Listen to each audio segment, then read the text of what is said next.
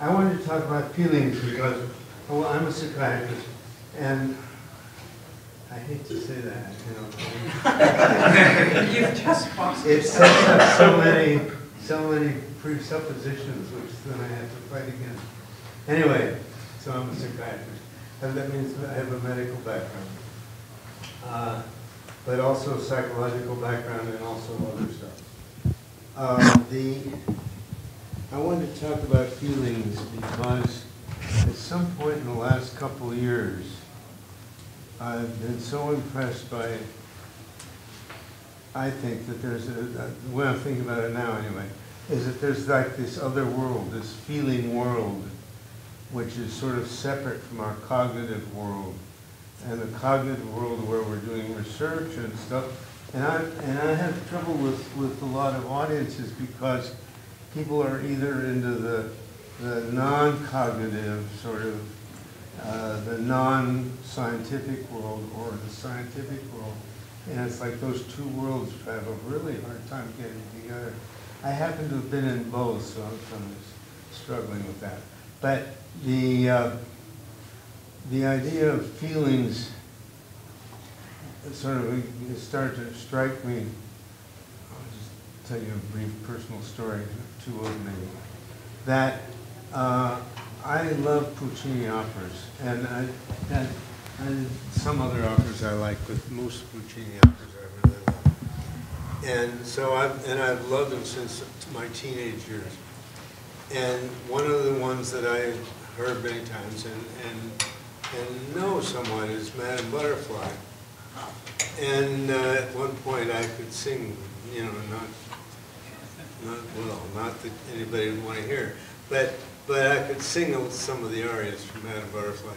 And I saw it, they've had it on the Metropolitan Opera on HD. It's coming again, by the way, this next week. But a couple of years ago. And I'd seen it once before with my daughter, and I'd heard it many times. And just in case you don't know the story, which it's a simple, kind of a stupid story. Madame Butterfly she's a Japanese woman, young woman, and it's in the late 19th century, and the American Navy has just landed, and she's and she somehow with a marriage broker named Morrow, she's going to marry Pinkerton, who's an officer, a junior officer on one of the ships. And she, her family says, no, don't do it. It's a different culture. It's going to be all messed up. And she says, no, I want to do it. And she's advised against it. And for Pinkerton, who's coming in, he's just there for a month or whatever. The Navy's going to be there, and he thought, well, you know, he'd have a wife for a month, and then he would leave. And so they get together, and she gets all advice. They get married, and then he has to go. And sometime after that, she has a baby, and she sings this incredible aria, One belle dee, one fine day, when Pinkerton will come back. And so she's very much in love, she's waiting for him, and sure enough, after I guess a couple of years, he comes back. And she sees him coming up the way, and he's coming with a Caucasian woman. And she figures out, oh, he's gotten married. And so she sends her son out, and then she kills herself. And my experience with seeing this on HD a couple of years ago was when they did the curtain calls, I hated Pinkerton. The guy that played Pinkerton there. I got very absorbed. So the story is the story, and I knew the music, and I'd seen it once or twice. And this particular thing, two years ago, there's something like it all came together for me, and I have no idea why. Let's get to some of our stuff. that we were talking about, you know, why people change. And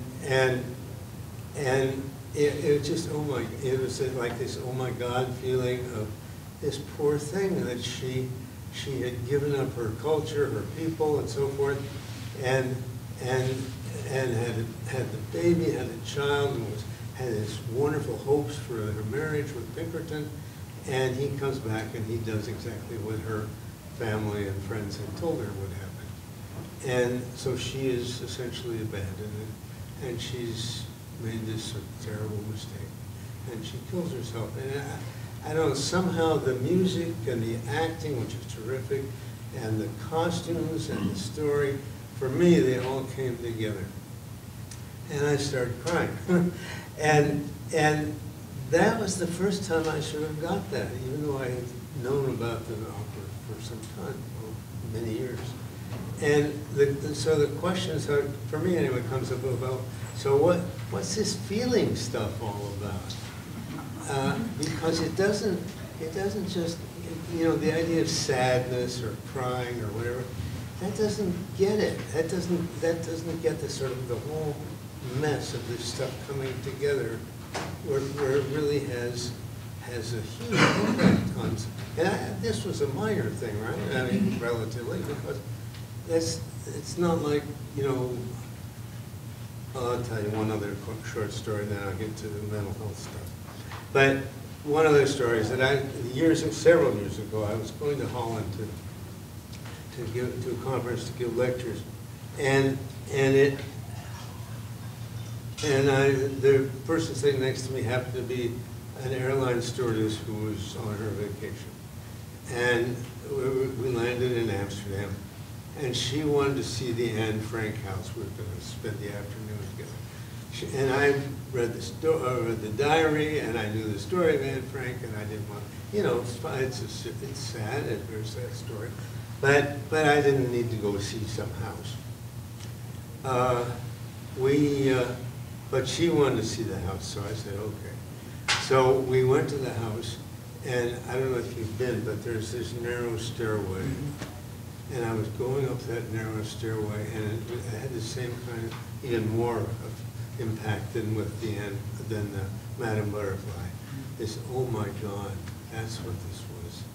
And it, you know, it's a stairway, a stupid stairway, and it was narrow, you know, and you know you're going to some place that people are not going to go easily in and out of. But so a similar thing, this business about how do you capture the idea of feelings, and then the question of so what? You know, why are you paying so much attention to this stuff? So now I'll do the mental health thing. That a few years ago, I have seen over taking care of and also doing research with. My research has involved a lot of follow-up, long-term follow-up studies on people with severe mental illness. And so I've seen tons of people with who hear voices and have auditory hallucinations. And a couple of years ago, I was on sabbatical in Toronto. Actually, it was several years ago. I was on sabbatical in Toronto, and I was going with a woman, and she's an OT and had an OT friend, and they had made one of the earlier voices hearing tapes. And I had never heard them. Most people hadn't at that point. Voices hearing tapes, if you haven't been familiar with that, are the ones that they had done, were just, they had asked the husband of the other OT, of the friend, to make some tapes that would be like auditory hallucinations. And he had done that. And then they had taken the people who actually hear auditory hallucinations, who hear voices, and had the tapes corrected by these people. Well, you know, the voices don't sound like that. What they do is they start and they stop and they get faded and they do all kinds of things. And so they had revised the tapes, and I was there in Toronto. And my friend said, you know, do you want to listen to the tapes? And as I said, I had a lot of experience with people who had heard voices. I never But I thought I knew what they were like. And so sure, you know, of course, I want to hear the tapes and put the tape on. So I put the things on. And the voices started, and they weren't threatening or nasty or anything like that. They were talking to me, and I was listening to the voices, and my friend started talking to me, and I resented it, that I had no idea. You know, when you talk about hearing voices, I thought it was just voices. But it's your psyche. You know, it's you. It's your life. So she was talking with me, and I resented it. I tend to be fairly polite, so I didn't say anything. And then obviously I was ignoring her, so she stopped. And then after a few more minutes, we were supposed to be going to a movie that night. And she said, well, here's the movie guide for Toronto, little thing, you know, with a bunch of movies in it. And pick a movie for tonight as you're listening to these voices. And I couldn't find any movies in the movie guide. Not movies that we wanted to go to, movies. I couldn't find where they were. I was so much into this thing. And the voices would get louder, and I'd listen to them, and then they'd start to fade away, and I'd really work hard to try to hear what they were saying. And then they'd stop, and I thought, okay, they've stopped. And then they'd start again. And so again, another experience, like even more, certainly more severe, but like the Madame Butterfly and the Anne Frank house, is that feelings, in my view, are much more complicated and much more difficult to define with like a noun or a couple nouns and a couple verbs. And which means that for those of us who come from fields like psychology and psychiatry and stuff, or who try to be scientific, you can't get there from here. You know that old story about the person in Maine who wants, how do you get to Millinocket? And they ask the Maine guy, how do you drive to Millinocket? The guy gives him directions, and he said, well, no, that really won't work. Then he gives him other directions. He said, no, that really worked. And then he finally says, well, you really can't get to Millinocket from here. So it's very hard to get to feelings when you're starting with a kind of a scientific gestalt. And I'm not being anti-scientific, I'm just saying, and I think it's wonderful, and a lot of science is obviously terrific. But there are certain things maybe it doesn't do, or it can't do very well in its usual form.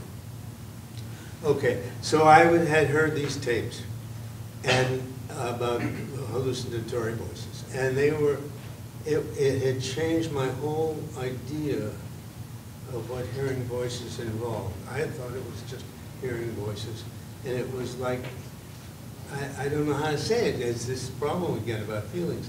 It's sort of taken over my spirit when I was listening to these damn things, and I had no idea. So my sabbatical ended. I came back to New Haven, and I was seeing patients again in these follow-along interviews every 4 months or so for 4 years, which is, by the way, it's a whole other thing. It's a wonderful experience for those who haven't done it. I mean, the idea of seeing a person once, or seeing a person once and then a follow-up once, that's fine. But it's nothing you see a person over time. I'm sorry, this is so obvious now that I'm saying it, but it really is true that if you see the doing research where you're seeing a person time after time, it screws up the study because you get to know each other. But on the other hand, you learn a hell of a lot. So I was seeing this guy for, I think it was about the third interview, and he was a young man who had gone to college and had to stop because he had developed auditory hallucinations, and he couldn't concentrate. And then he heard them again, and then he tried to go to college again, and the voices got bad again, and he had to quit again. And so this interview that we were having, he had decided that voices or no voices, he was going to try again. And in the old days, before I had the experience of hearing the tapes, I probably would have asked him a bunch of cognitive questions, Like, you know, is a man's voice or a woman's voice? What do they say? Are they threatening? So forth. And there's this whole bunch of things that happen all the time. There are all these questions that you ask, which are reasonable questions. But when he told me about trying to go back to college while he was hearing these voices again, I think I said, wow. You know, because it was really the first time I had ever had any sense of the feelings of trying to do something like that. And I couldn't even pick out a damn movie from a movie guide. And he was going back to college. So, and he knew what it was like because he had tried before. So this guy, the courage and the motivation and all this stuff that's got nothing to do intrinsically with voices. So so anyway, I started getting interested in feelings because I don't know how else you deal with this stuff. And it's reality. So,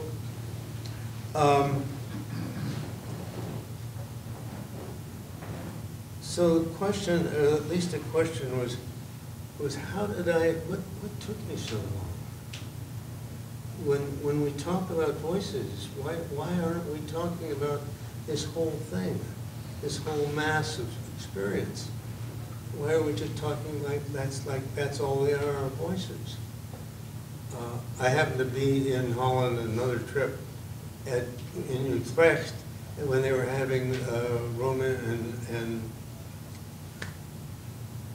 what's her name? Escher. What? Sandra Escher. Yes, Escher. Thank you, Sandra Escher. She's a journalist and he's a psychiatrist. And they had this was the first time they ever did this. They had an announcement on Dutch television that they were going to have voice hearers come to this place, which was a union meeting hall in Utrecht. And they invited me to come down, and so I went down. And there were a couple lectures which weren't all that interesting, and then there were working groups where they'd have about 8 or 10 people together, and they would talk about the experience of hearing voices. And it was the first time, this again, after years, literally years, of working with psychotic people and people, schizophrenic people and all kinds of people, that I'd heard there was like this one woman who looked really well put together and was saying, I've heard voices since I was a child, and I don't know how people get along without voices, because mine give me all kinds of great advice. And then somebody else would say, well, I hear voices and they ruin my life.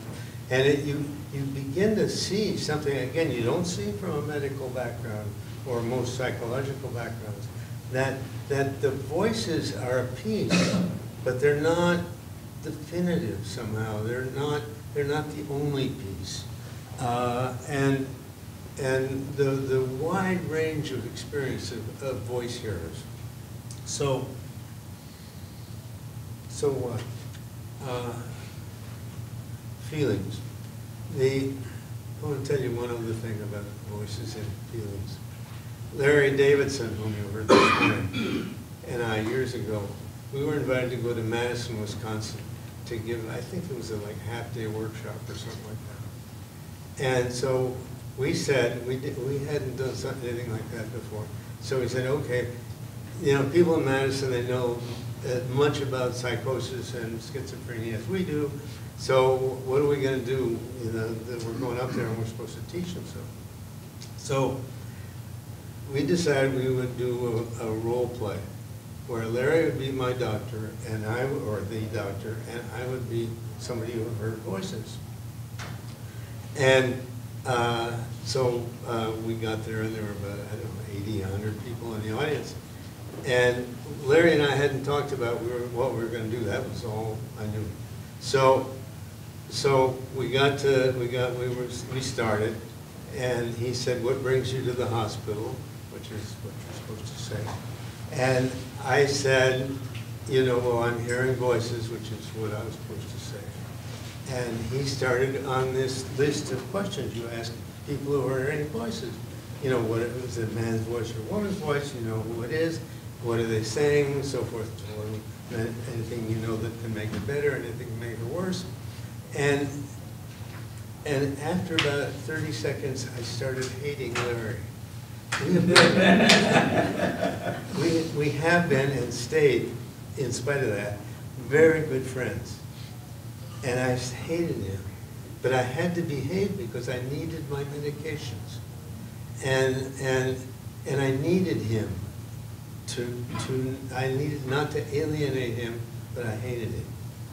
And so we went like for about 2 minutes, literally, and I couldn't stand it anymore.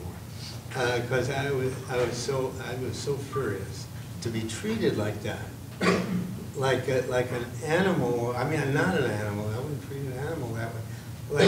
Like an object, like a soulless object. And rather than his responding in some sort of feeling way to my distress. Still, I can get it all that way. And then what happened, and I've done the voice hearing thing in a couple other centers, and with a range of experiences. But what happened is something that has happened to me somewhere else, actually in northern Norway, that I tried to tell the audience, the smart, good people, not mean, nasty people, and experienced people, how frustrating and how horrible that experience was with my good friend Larry. And they didn't believe me. I couldn't get them to believe me. I'll tell you about the Norwegian experience, because we're still talking about feelings. I was in Tromsø, Norway, which is a wonderful place, and I love the wonderful people that I met there. I was there, and I was doing several things. And one of them, though, I decided, working with a guy that who's a Norwegian psychiatrist, that I would, again, hear voices. And so we started, and then 125, 150 people. And I was telling him about my experiences, and he's a nice guy. Larry was being a bastard, but this guy was being really very nice. And I was telling him that I had these symptoms, but I wanted to go to work, so I started going to work at McDonald's, selling hamburgers, even though I had a master's degree. And he passed over quickly the work. He wanted to know about my family life, or did I have friends or stuff. So he wasn't just talking about symptoms. But I got again, I'm not this way all the time, but I got angry at him. And I got angry, and I didn't know why I was angry. So the people in the audience was a mixture of professionals and consumers and family members. And somebody way in the back of the room said, well, you got angry because he wasn't paying enough attention to your struggles over around work. And that's happened with me, with my psychiatrist as well. And then somebody near the front of the audience, a young woman, said, well, I've had that trouble with my psychiatrist too, that they don't pay enough attention to what I'm trying to deal with. And so the three of us tried to convince the rest of the audience that we were being serious, that we were really having a hard time with that. And the audience, a lot of the professional people in the audience, they couldn't get it. And that was so shocking, and still is, actually. Anyway, so feelings. Why is it important? When I came back to New Haven after my sabbatical, and after hearing the voice hearing tapes, I saw that the young man, who was a nice guy, was trying to go back to college, and in spite of the voices, I felt entirely different towards him than I had felt before. The experience, my experience, was just so different. It was like, the idea of being with somebody. I felt I was much more with him. It just was qualitatively very different. I hope it was for him too, because And because I think that's one of like the essence or an essence of what you heard from some of the discussion this morning in the family area time seminar or family group, as well as the Larry stuff. The sense of how do you be with somebody, and there's obviously no simple answer to that, but the idea that having heard the tapes and so forth, that I had a clearer view of what that involved with this guy that I didn't know that I hadn't had before.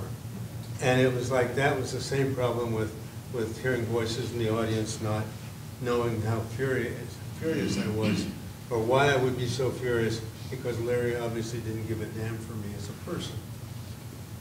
And for those of you who come in later, he's doing this on purpose, because he can be that way, although mostly he's a great, wonderful person. So sort of how insensitive to that we can be, and how we get very little training in like being with somebody. I think one of my favorite things was hearing Terry Gross. She was interviewing on the radio, Fresh Air. She was interviewing a reporter, and a famous reporter. I don't remember who it was, but a famous guy. And she said, well, what do you think is the most important thing you've learned over the years? And he said, the most important thing I've learned over the years is that I don't know the answers. That when I ask somebody a question, I should listen to them. And it really, I mean, that's really, and that's hard. It shouldn't be hard, but it is hard.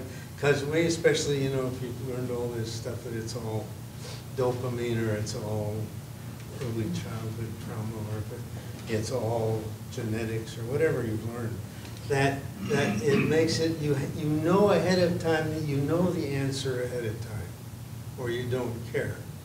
And the thing is sort of being more open. So how do you be more open? Well, however you do that, and there are different ways, and there are different things, different experiences you can have that make a difference. Like my experience hearing the voice tapes. But some sense to sort of reach out into that person. And this gets into, again, Larry talked about his paper on what's love got to do with it. It's the idea of we're social beings, you know. And if we weren't, we would all be dead. Because you can't live past and maybe after the age of 14 or so. But up till then, you've got to be a social being, or you're going to die.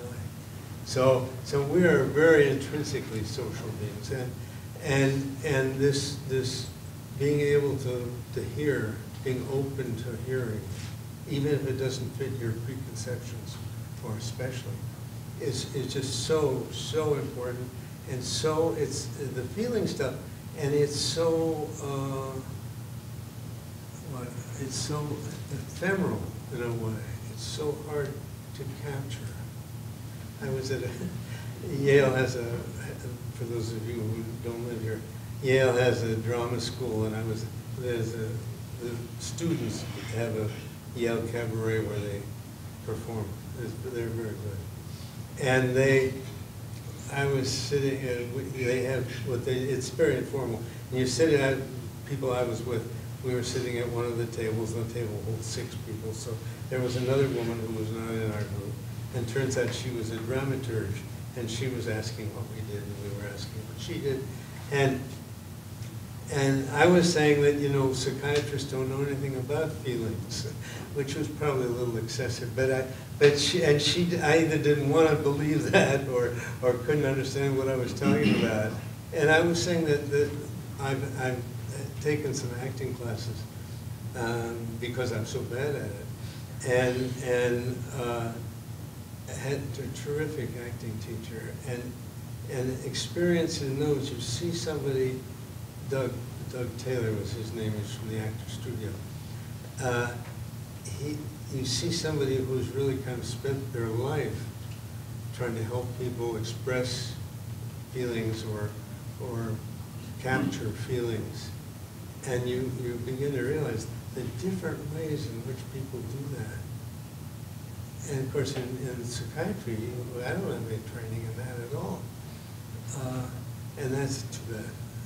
So that's feelings. I want to tell you about one other kind of thing, and then I'll stop. One of the people I saw in a follow-up interview was also a young man. He was about 25, 30. Young for me. If you're less than 70, you're young for me. The young man who, Jaak Rockveld, great, he's a psychologist, sociologist, and we'd written a paper on the low turning point. And the low turning point was, in essence, person kind of gets worse and worse and worse, and then all of a sudden they start getting better. And the idea that, so what's that about, that change in direction? And so I was giving a talk about that, and some guy, and again it was a mixture of professionals and consumers, some guy in the back of the room said, how do you know when you've reached the low point? And my heart dropped. It was, that's so sad.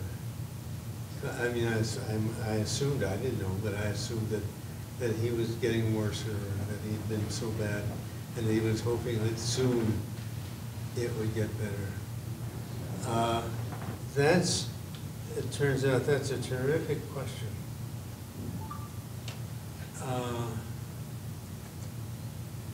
And again, I think it's a question of, it's a funny thing. It's not, I guess it's kind of like the Anne Frank house or something like that. It's, in the sense of, that's a really complicated question. And one of the sad things, horrible things about the mental health world that we're in is that I don't think anybody's trying to figure that out. It's very hard to do. And you can't do it with traditional scientific methods, at least not at this point, because where do you find 50 people who decided they could pull themselves together? Well, you can't. And so what we tended to do is to ignore it. Well, we're not going to pay much attention to that, and without thinking about why we're not paying much attention. But this guy, the original guy that I saw, he was convinced that he said he looked around, he was on the ward, psychiatric ward, and one day he looked around, he saw the other patients, and he said, I can do better than this, and he decided to pull himself together. So how did he? And apparently he did, So this is where feeling sort of interacts with action, clearly. So for instance, with that particular one, and I just want to say these things, that I don't really know much about this field. I'm glad to tell you now, rather than at the beginning. It's really complicated, and it's another world. It's another way. It's sort of trying to put together, I think it's trying to put together the humanities and science, which is a bit difficult to do. And people have been trying for centuries, of course. Anyway, so what about this low turning point? How can one help people deal with that or reach that? I've got several examples of very different approaches people have tried. One of the particularly fascinating was a woman I was interviewing. She was, I think, in her 40s and had been psychotic and was getting better and had gone back to work, but she was getting terrified while she was at work.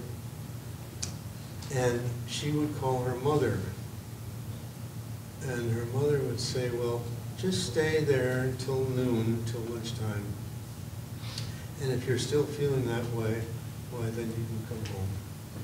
And or if it was the afternoon, well, stay until the end of the day, and then if it's too much, you don't have to go back tomorrow. And apparently this kind of thing had gone on for several weeks and longer. And by now, by the time I was seeing her, she didn't have to do that anymore. So that was sort of one way. And again, this sort of really finely tuned intervention. Now I don't, who knows what Oedipal or God knows what kind of stuff is going on, or not, or or neurotransmitters or whatever was going on. But there was something about this connection that seemed to make a significant difference, and the sort of the finely tuned way in which this relationship was apparently having an impact. So that's one thing. So we'll go from one thing to the opposite. I was a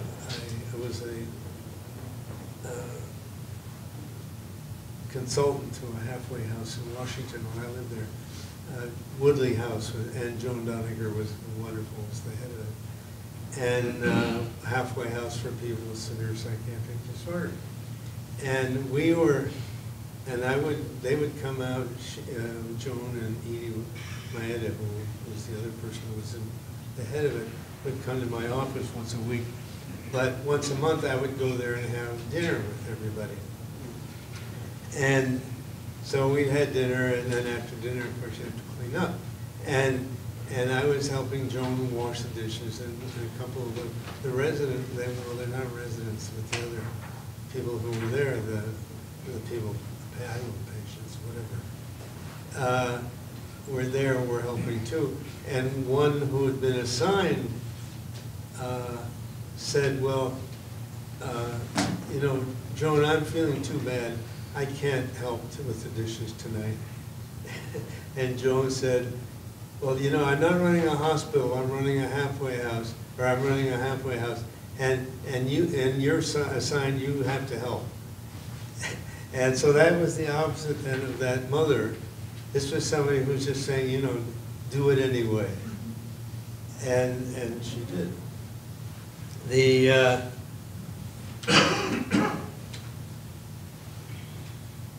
There's, of course, a lot of psychological stuff that's possible, too. I don't know if I can talk about that in this audience. I suppose I can.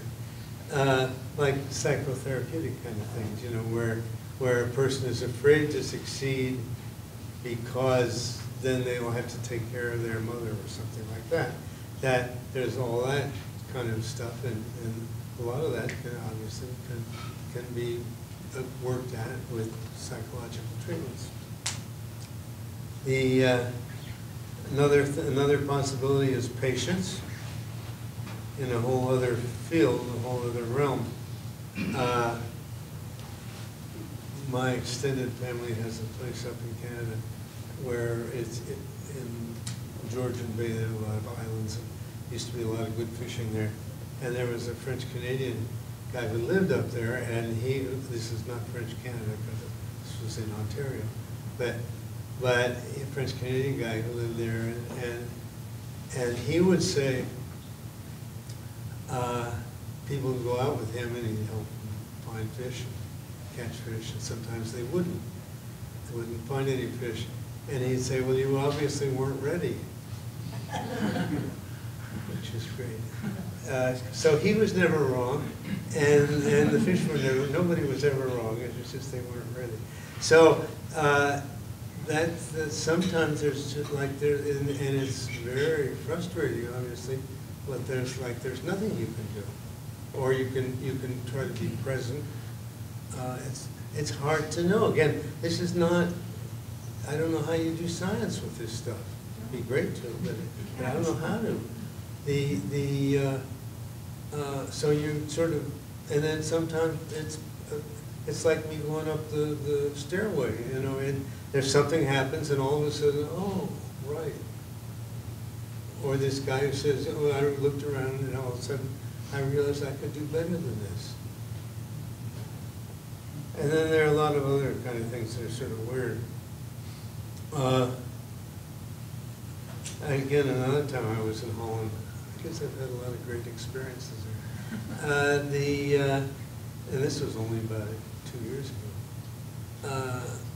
I was giving a lecture in a sort of an open workshop, and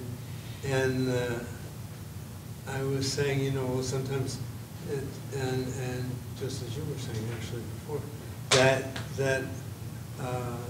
sometimes when people work, they say that when I'm working, I don't hear voices, and it's another thing that we really don't understand, but it's there for a lot of people.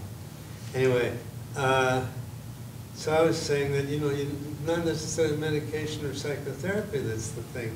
There's this other stuff that's out there too that can be important.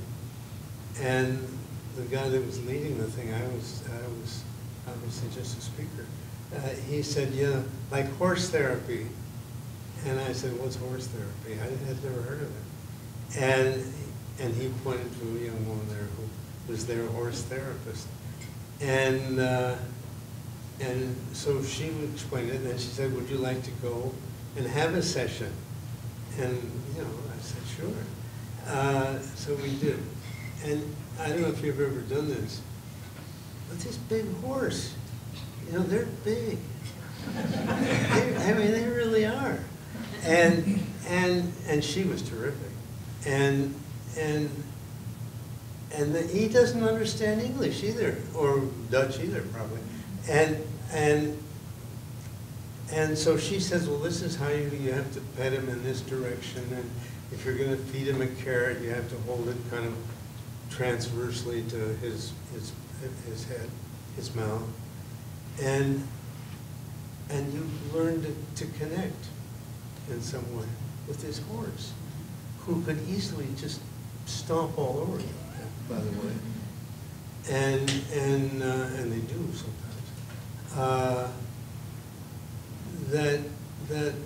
That's just a powerful experience of how you relate to another being, in this case a non-human being, but again, it's a very powerful and different kind of experience. And I'm just going to mention one other. Other things that don't fit necessarily into the mental health field, but are other of these kind of weird things that aren't in our usual armamentarium. That I like to go to master classes, and Yale has a lot of really wonderful schools, and they have a music school and the drama school, and every once in a while they'll have a master come up, and to help people find a feeling, either to feel it or to express it, and that they'll do stuff that doesn't make any sense at all. Well, I had an experience which I'll tell you. Doug Taylor, again, I took this 6-month thing, where once a week, and I am a total dummy when it comes to doing anything like acting, but it's actually starting to do some stuff. He's really good, and so I was doing an improv with another guy, and Doug Taylor, we're doing this improv where I'm a lawyer, this guy's my son, I'm taking a vacation for the first time in my life, and he's getting in trouble again, and so he wants me to stay so not take my vacation. And so we're doing this scene, and Doug turns to me, and he's the teacher, and he says, you know, John, where'd you go to law school? And I said, well, you know, Doug, that doesn't make any, it's not important, because it's got nothing to do with what's going on now. And he said, John, where'd you go to law school? I said, okay, Harvard. He said, how many kids do you have? 3, I have 2. And so he said, okay, start up again. So we started up, and damned if I didn't have some sense that I was more three-dimensional than I had been 5 minutes ago.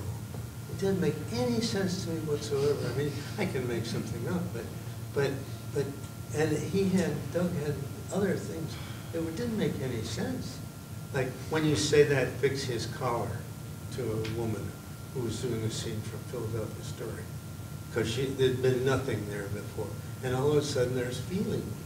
So anyway, it's just another thing to say about this whole feeling. There's this whole world of feeling, which the mental health professions, and I'm going to stop after this, the mental health professions don't deal with. We've got all these words, you know, like auditory hallucinations, and there's nothing. And science is really important because you can be totally non-scientific too, which can cause a lot of trouble. So you have this scientific stuff, which is great, but then you have this other stuff, this feeling stuff, which doesn't really get into that science stuff. And so, and I think a lot of people here are struggling with that. I certainly am. And so here I'm giving a talk on something I really don't know anything about, but I've tried. So you've had obviously experiences with this too. Help.